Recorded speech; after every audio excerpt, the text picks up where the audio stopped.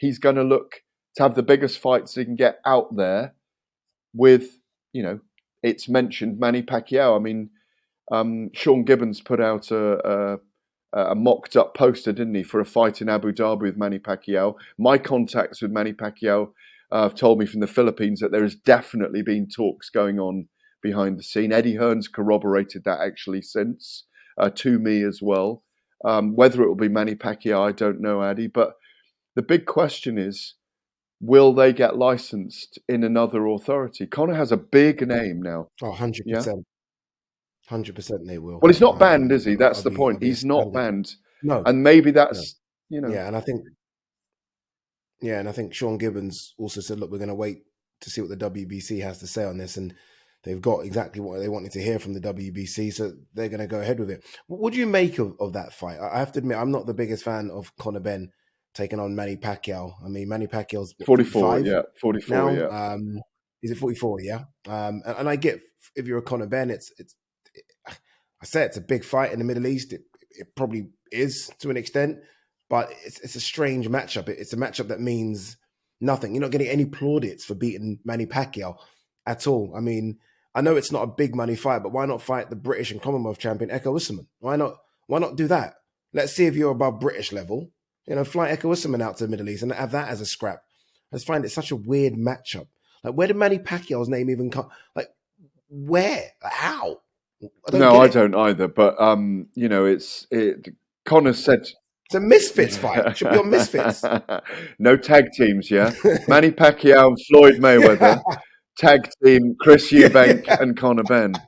I wish I hadn't said that out loud now. Look, Conor had said to Eddie, get me the biggest fights. They've obviously had discussions. They're playing around with it. They probably put the poster out to see how it looks.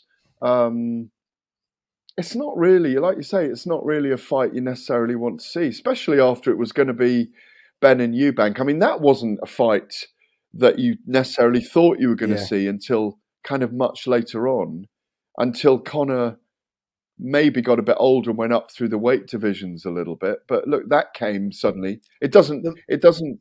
The matchmaking with Conor is so strange. Sorry to cut across you, Gareth, but I mean, the Eubank one I got because of the names, right? That's the reason the fight happened. But you go down the list and, Algieri, former faded champion, way past his best. Van Heerden, way past his best. Elder statesman.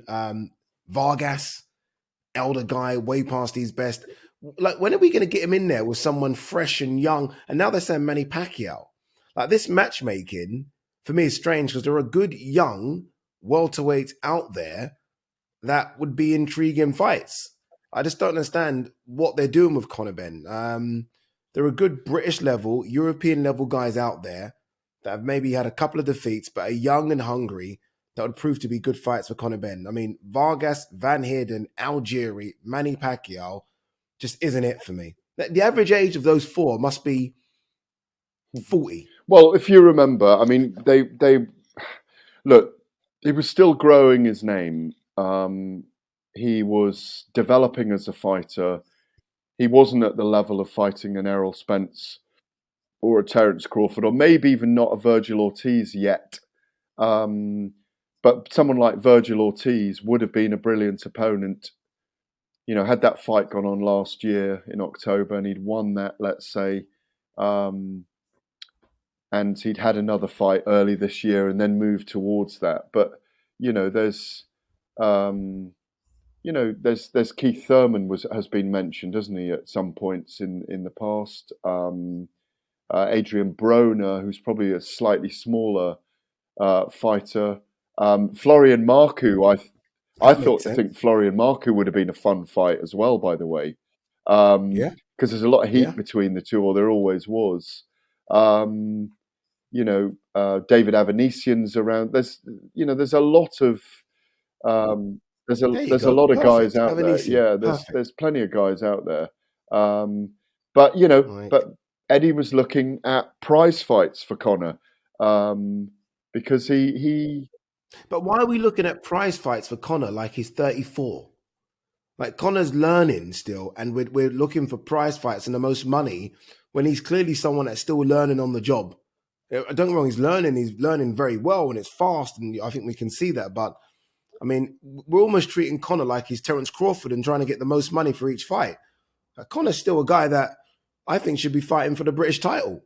I don't understand what we're doing. I'm so confused by it all. Yeah, they were just look. He was a big name. He's an even bigger name now, in all honesty.